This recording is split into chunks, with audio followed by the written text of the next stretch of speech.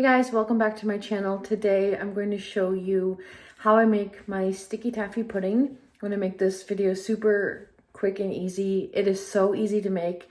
I just wanted to let you know it is so good. I've had sticky taffy pudding at Hell's Kitchen in Vegas.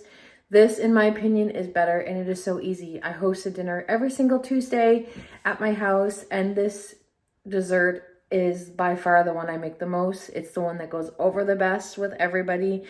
So I want to show you how to do it. It's super simple. Today I'm doubling the recipe because I have a lot of people coming over, but I'm going to tell you what the recipe is, but I'm actually going to be doubling, but it'll all make sense. Here's a quick look at the ingredients you're going to need. You're going to need flour, you're going to need light brown sugar, dark brown sugar, eggs, baking soda, molasses, dates. These are dates as well. Since I'm doubling, I'm going to need more. Sea salt. You're going to need some golden corn syrup. You're going to need vanilla extract and some butter. I always use salted butter. The recipe calls for unsalted, but I use salted, so do whatever you want. So these are your ingredients.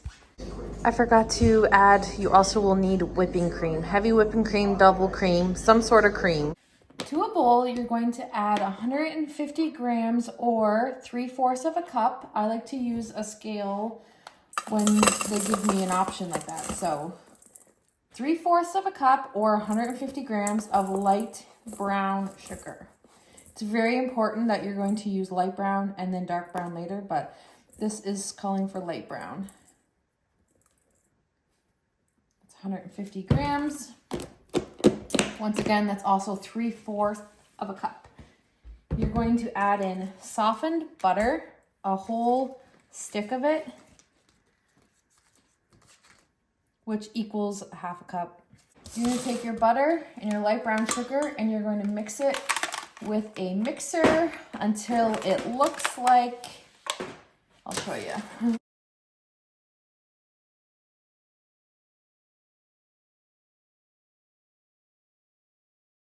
Just till it looks like that. Nice and incorporated, shaggy. And add in 1 tablespoon of golden corn syrup. Make sure you get every last drop. There you go. And 1 tablespoon of molasses. Don't be scared to do heaping amounts, in my opinion.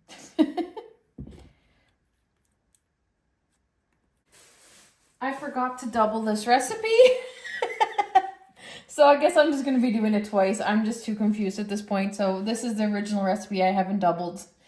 Okay, 2 eggs. 1, 2. Of course, when I do it on camera, I get shells everywhere. Just fish them out. And don't tell anybody. I'm joking. You're going to add in 1 teaspoon of vanilla extract. I'll also have this recipe listed in the description bar, written out for you. You're going to mix this all together with your mixer.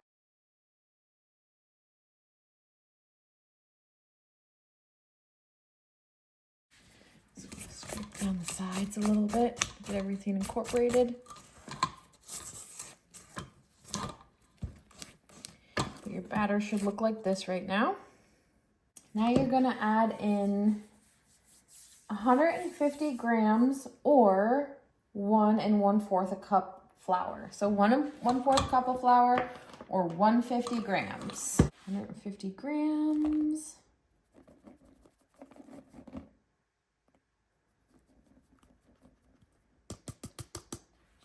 I'm going to fold this in just so the flour doesn't go everywhere. I'm just using unbleached all-purpose flour. Typically, I actually use a pastry flour. I just don't have any on hand right now, but that's okay. I'm assuming it will all turn out the same, but use what you have. The recipe originally says to use a self-rising flour, but I don't bother with that. It turns out good. Okay, there's this. Now, you're gonna set this aside for a few minutes. The next step is to take 150 grams of dates. I'll tell you how many cups that is in a minute. That's good. I like to do it this way before I chop them. This is 150 grams of dates. Now what you're gonna do is you're going to take those dates and you're going to chop them up just so they're a little bit smaller.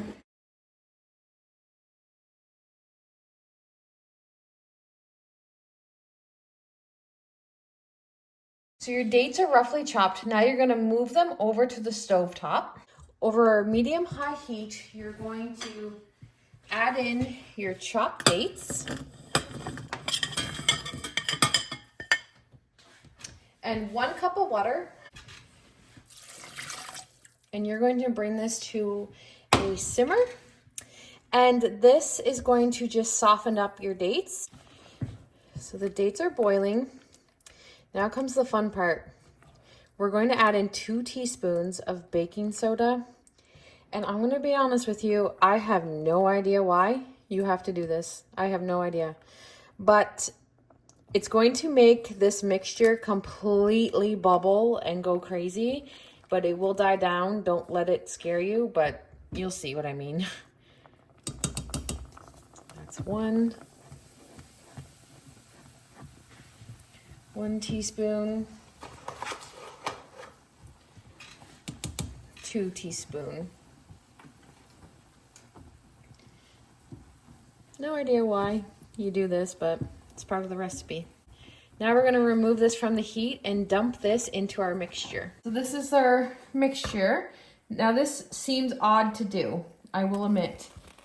Pour a little bit in at a time and fold it in.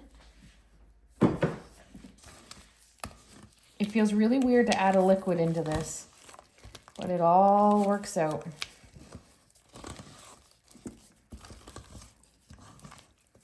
Get all the sides incorporated. Add some more.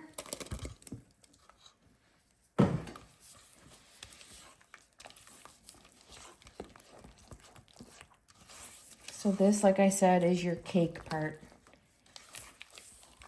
I guess they call it pudding. To me, I think pudding is pudding, you know, but this is the cake part. I'll add the rest.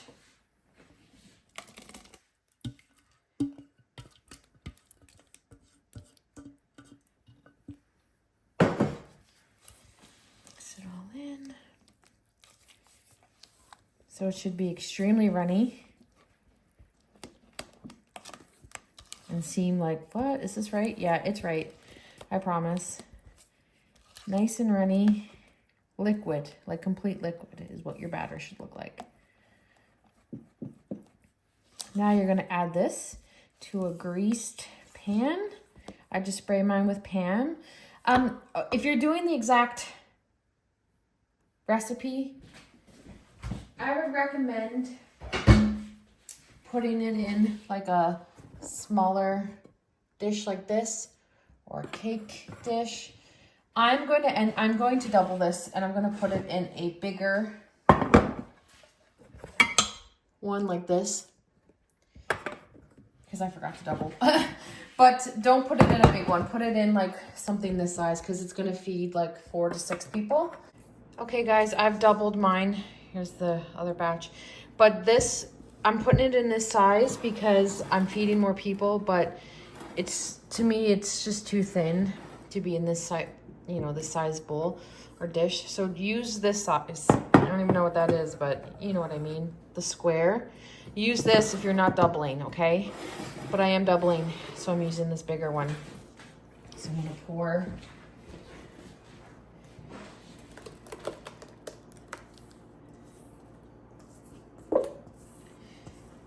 In a greased dish, so I just sprayed mine with Pam. Mix it all together.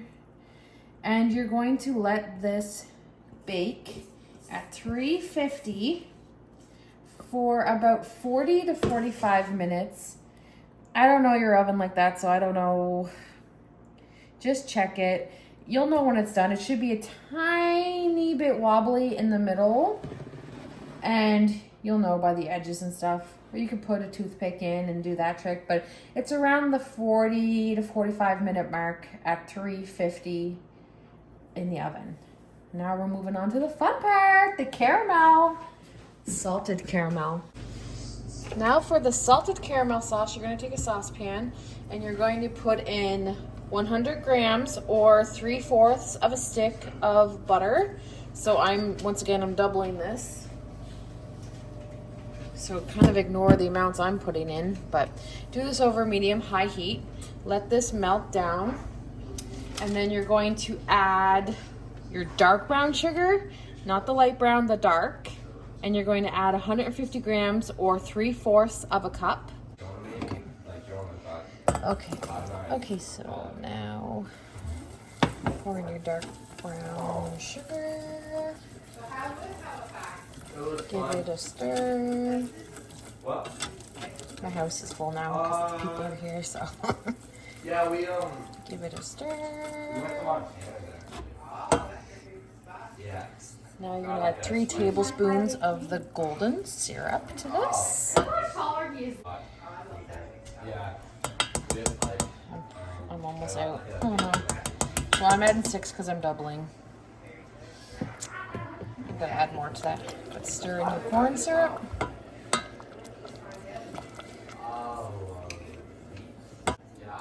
Add in the whipping cream.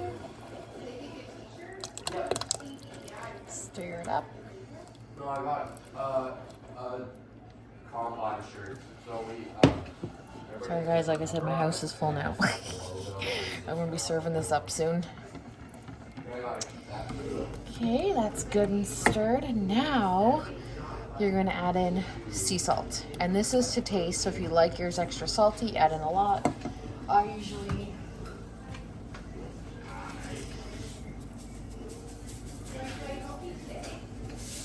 pour a bit in. So this, you can store this in the fridge, put it on ice cream, do whatever you want, but this is what's going to be your topping to your pudding. So it's all ready now. You just kind of stir it and let it bubble a little bit, and it's delicious. This is how our cake turned out. And then you serve your hot caramel over the cake, and it is delicious. Let me know in the comments below if you've tried it. What do you think? And enjoy!